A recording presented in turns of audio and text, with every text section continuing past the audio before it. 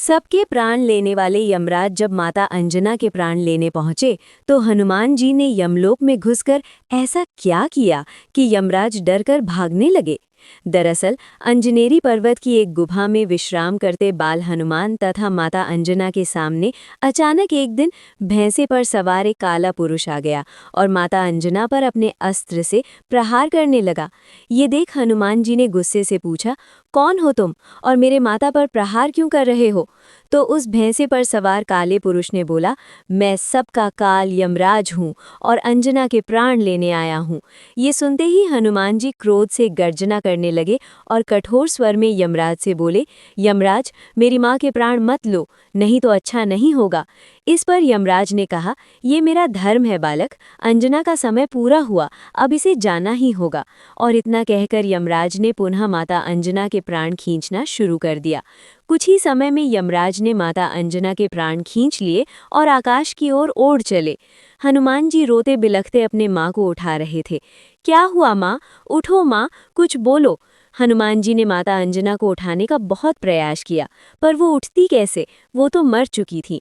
अब हनुमान जी ने क्रोध से गर्जना करना शुरू किया, यमराज, मैं आ रहा हूँ, आज या तो मेरी माँ जीवित होगी या इस संसार से काल का अंत होगा।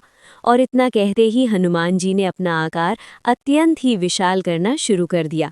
देखते ही देखते वो बालक हनुमान अब साक्षात महाकाल का रूप बन गया। उनकी भुजाएं फरकने लगीं और आंखों से अंगारे बरसने लगे। उनकी शरीर का तेज इतना भयानक था कि हजारों सूर्य भी फीके पड़ जाएं। हनुमान जी ने ऐसी भीषण गर्जना की कि ब्रह्मांड कांप उठा और अगले ही पल हनुमान जी ने धरती से ऐसी छलांग लगाई कि आकाश का सीना फट गया। हनुमान जी अत्यंत ही क्रोधित मुद्रा में तीव्र गति से यमलोक की तरफ जा रहे थे। इससे सभी देवता भयभीत होकर इधर-उधर छुपने लगे।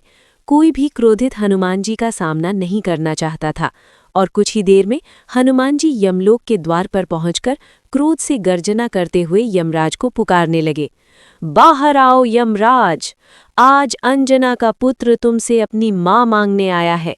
पर जब हनुमान जी की इस पुकार पर कोई नहीं आया, तब हनुमान जी ने अपनी गदा से यमलोक की धरती पर ऐसा प्रहार किया कि यमलोक में मानो प्रलय आ गया हो। यमलोक में चारों ओर उथल-पुथल मच गया। सभी यमलोकवासी डर से इधर-उधर भागने लगे। किसी को कुछ समझ नहीं आ रहा था कि क्या हुआ है। तभी दो यमदूत भय से कांपते हुए यमराज के पास आए और बोले, हे यमराज, हमारी रक्षा करे, द्वार पर कोई वानर आया है, उसकी गर्जना से यमलोक में प्रलय का माहौल बन गया है। इस पर यमराज ने कहा, उस हनुमान का ये दुस्साहस, मैं आज ही उसका अंत कर दूंगा, तुम लोग चिंता मत करो। और क्रोध से गर्जना करते यमराज अपने महिष भैंसे पर सवार होकर हनुमान जी से युद्ध के लिए चल दिए। हनुमान जी के सामने आते ही यमराज ने कहा, मूर्ख वानर, तुम काल को चुनौती दे रहे हो, मृत्यु ही सत्य है, इसे कोई नहीं बदल सकता। अच्छा यही होगा, तुम वापस लौट जाओ। ये सुनते ही हनुमान जी का संयम टूट गया और उन्होंने गरजते हुए कहा, मैं अंतिम चेतावनी देता हूँ, मेरी माँ के प्राण वापस करो या मुझसे युद्ध के लिए तैयार हो जाओ। पर ये सुनते ही जब यमराज ने ठहाके मारकर हंसते हुए कहा, अंजना के प्राण भूल जाओ वानर, पर अगर तुम यहाँ से जल्दी नहीं गए तो मैं तुम्हारा प्राण अवश्य ले लूँगा। ये सुनते ही हनुमान जी ने अपनी गदा उठाई और फिर शुरू हुआ हनुमान जी तथा यमराज के बीच ऐसा महाप्रलयंकारी युद्ध जिसका आप सभी को इंतजार था। यमराज ने अपने सैकड़ों यमदूतों को आदेश दिया, बंदी बना लो इस वानर को। और देखते ही देखते भयानक चेहरों वाले हाथों में भाले और पाश लिए लाखों यमदूत हनुमान जी पर टूट पड़े। पर उन मासूम यमदूतों को शायद पता नहीं था कि वे हनुमान जी पर आक्रमण करके कितनी बड़ी गलती कर रहे हैं। हनुमान जी ने क्रोध से गर्जना करते हुए अपना रूप विशाल किया और यमदूतों की सेना पर काल बनकर टूट पड़े। कुछ को उन्होंने अपनी मुट्ठी में पकड़ मसल दिया और कितनों को तो अपने पैरों से ही दबाकर मार डाला।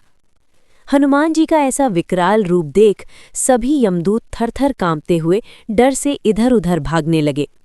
ये देख यमराज ने एक काली तलवार प्रकट कर हनुमान जी पर प्रहार कर दिया, पर हनुमान जी इतने उग्र हो चुके थे कि यमराज का वो तलवार जैसे ही उनके पास आया, वैसे ही उन्होंने उस तलवार को अपने दोनों हाथों से पकड़ दो टुकड़े में तोड़ दिया।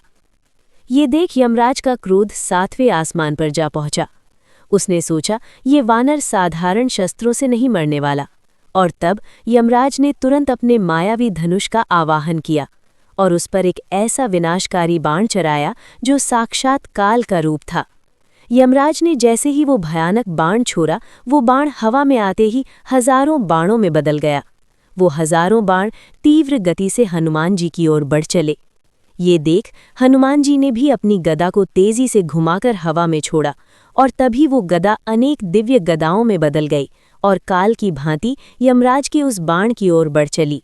देखते ही देखते हनुमान जी की हजारों गदाओं ने यमराज के उन हजारों बाणों को नष्ट कर दिया। अपना ये वार खाली जाता देख यमराज बौखला उठे। उन्होंने अपनी तंत्र शक्तियों से एक भयानक काली गदा प्रकट की और अपने भैंसे से उतरकर हनुमान जी से द्वंद्व युद्ध करने लगे। काफी देर चले इस द्वंद्व युद्ध के बाद हनुमान जी ने एक ऐसा प्रहार किया कि यमराज दूर जा गिरे। हनुमान जी ने जैसे ही यमराज पर पुनः प्रहार करना चाहा, यमराज तुरंत गायब हो गए। हनुमान जी को समझ नहीं आया कि यमराज कहाँ गए।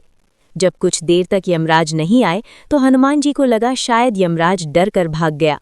पर तभी भैंसे पर सवार यमराज पुनः हनुमान जी के समक्ष प्रकट हुआ और देखते ही देखते दूसरा यमराज, तीसरा यमराज, कुछ ही समय में हनुमान जी के समक्ष सैकड़ों यमराज प्रकट हो चुके थे। हनुमान जी अचानक इतने सारे यमराजों को देख सन्न रह गए। तभी उन सारे यमराजों ने हनुमान जी पर सैकड़ों अस्त्र एक साथ ही चला दिए और ये देख हनुमान जी क्रोध से तिलमिला उठे।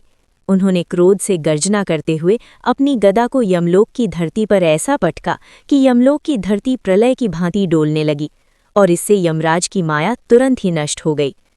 और जब यमराज के सारे प्रयास विफल हो गए तब क्रोध में आकर यमराज ने प्रकट किया अपना वो भयानक यमदंड जो किसी के भी प्राण ले सकता था।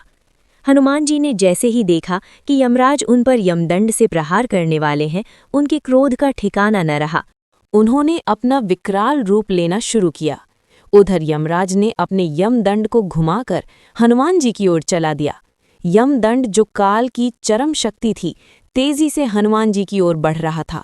इधर हनुमान जी महाकाल की भांति क्रोध से गर्जना करने लगे और जैसे ही उस भयानक यमदंड में हनुमान जी को बांधने का प्रयास किया, हनुमान जी ने अपने दोनों हाथों से यमदंड को पकड़कर ऐसा खींचा कि उसके टुकड़े टुकड़े हो गए। इसके बाद महाकाल रूपी हनुमान जी यमराज को खा जाने वाली दृष्टि से देखते हुए यमराज की ओर बढ़े। उनका आकार बढ़ाता जा रहा था। उनके शरीर से दिव्य प्रकाश निकलने लगा। उनका क्रोध से गर्जना करता हुआ विकराल रूप ऐसा था मानो उन्होंने अपना विश्व रूप ले लिया है।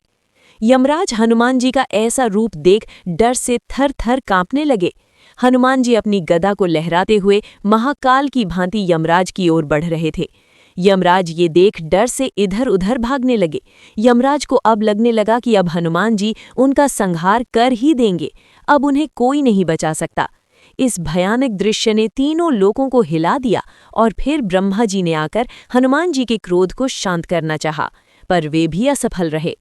इतने उग्र हनुमान जी ने गर्जना करते हुए अपनी अंतिम घोषणा की, मुझे मेरी माँ दे दो, नहीं तो आज यमराज का अंत निश्चित है। और फिर आगे बढ़ते हुए हनुमान जी ने अपने विशाल मुट्ठी में यमराज को दबाकर जैसे ही अपने गदा से यमराज का अंत करना चाहा, तभी वहां भगवान विष्णु अपने दिव्य चतुर्भुज रूप में प्रकट हो गए और उन्होंने हनुमान जी को माता अंजना के प्राण दे दिए। हनुमान जी ने तीव्र गति से माता अंजना के पास आकर जैसे ही उनके प्राण को छोड़ा, माता अंजना जीवित हो उठी और कहा, हनुमान। ये सुनते ही हनुमान जी माता अंजना के गले से लिपटकर रोने लगे और इस प्रकार हनुमान जी ने काल को भी हराकर अपने माता के प्राण बचा लिए।